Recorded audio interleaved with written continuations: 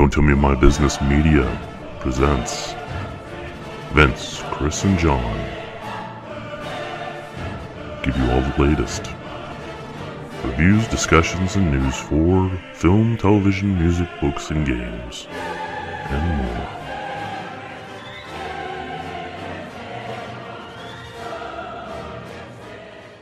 Hello everybody, my name is Vincent George with Don't Tell Me My Business Media. Some people wondering why I even started this in the first place. What is Don't Tell Me My Business Media all about? Well, I'm going to spend some time just talking about it, letting you know what's going on and what to expect from us in the future. So you have a better idea and, possibly get interested in this. So without further ado, let me get into my history a little bit and why I wanted to start this. Media is a passion of mine. All forms of media, whether it's movies, television, games, books, music, you name it, I love it. I like to consume it. I like to talk about it. I like to discuss it. I like to review it, as you've seen.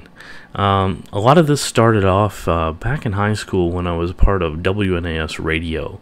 It was a high school radio station, 88.1, but it was quite large. It's the first high school radio station in America.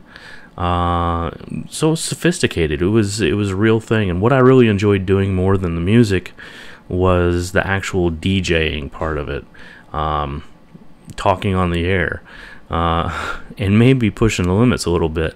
I clearly remember a time where a friend and I went to one of those places in the mall where you can basically record karaoke for a song. We did Kokomo and I Hate Myself for Loving You. And one of the first things we did was go back to the radio studio at school and play it over the air. It did not go over very well, but it was us doing kind of like shock jock things in a high school radio station, and it really got me to catch the bug, because one of the other things I like is comedy and humor, and we thought it was pretty funny, and it was worth getting in trouble for, I gotta say. And so that love of the media and doing the DJ and the comedy, it led to me going to Ball State University, and I was going for a communications degree. Now, as many things go in life, it did not go as planned, and I did not stick with that. Things went more towards business, started working for the bank and doing banking and some other things, eventually joined the Navy, and kind of lost sight of, something I really had a passion for. So this is me trying to kind of get back there a little bit. I figure things like podcasts and doing reviews and talking about movies is kind of close to what I was doing back then that kind of spurred on that passion. Another person I wanted to bring into this definitely was a good friend for almost 25 years now, Chris Herndon. And what he brought to the table, we've seen hundreds of movies together. I mean, probably in the upper hundreds. I mean, we've seen a lot of movies, and we like to watch those movies, and we always discuss those movies, discuss them in detail. We considered ourselves pretty knowledgeable. We used to sit around and quiz each other off the Leonard Maltin book. If you remember, it's a huge, thick book about movies. It was IMDb before there was IMDb. We were starting in a time where there wasn't an internet, so these type of books was all you had for that kind of movie trivia. So, he shares that passion. He also currently has a creative outlet that I don't have. He plays in a band, the Steel Fins. They do quite well. They're great if you haven't heard them, if you're here locally in Louisville.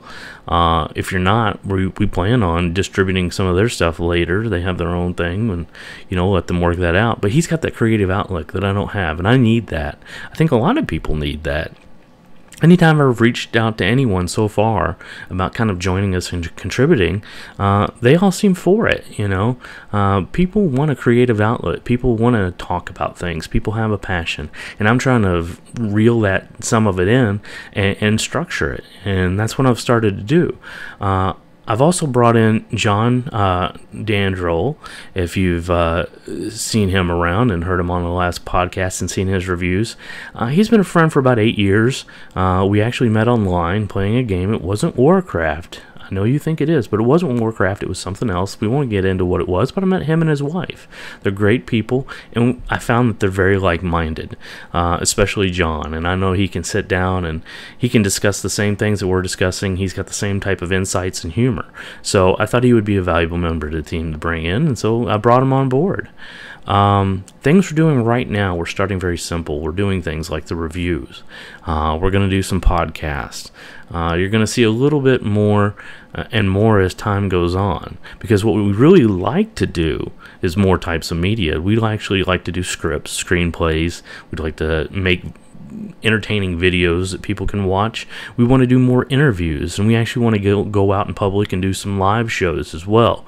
Once we get some podcasts on our belt and we feel comfortable and we think that we have good material, we want to go out and talk about it. We want to do some trivia with people, maybe in a restaurant or a bar.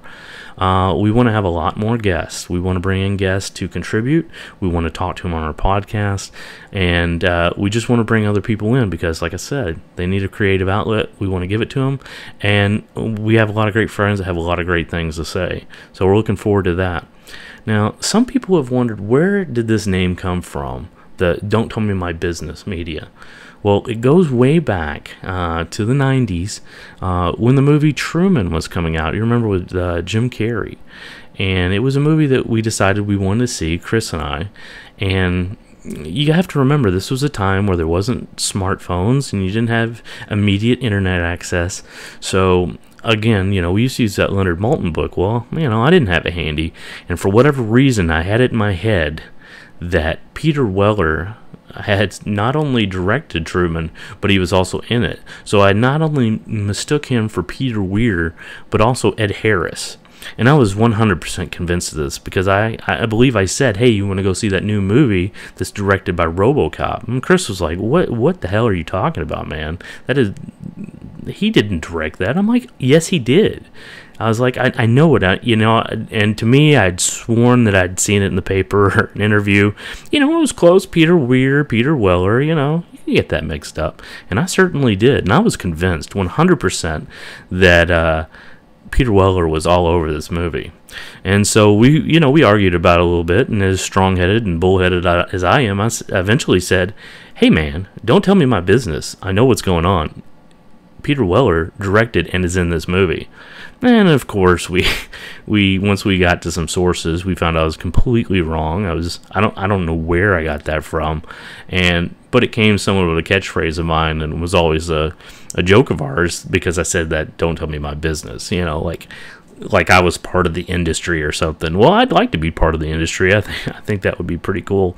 And so, when we were thinking of names, I thought that was kind of a name that was indicative of the kind of authorities we think we are on movies and other forms of media. So I suggested it. It stuck. We had another name originally, Corduroy Media, but I found out that was taken. There's a long story behind Corduroy Media that I'm not going to get into, because there's some embarrassment there, so I'm not going to go there.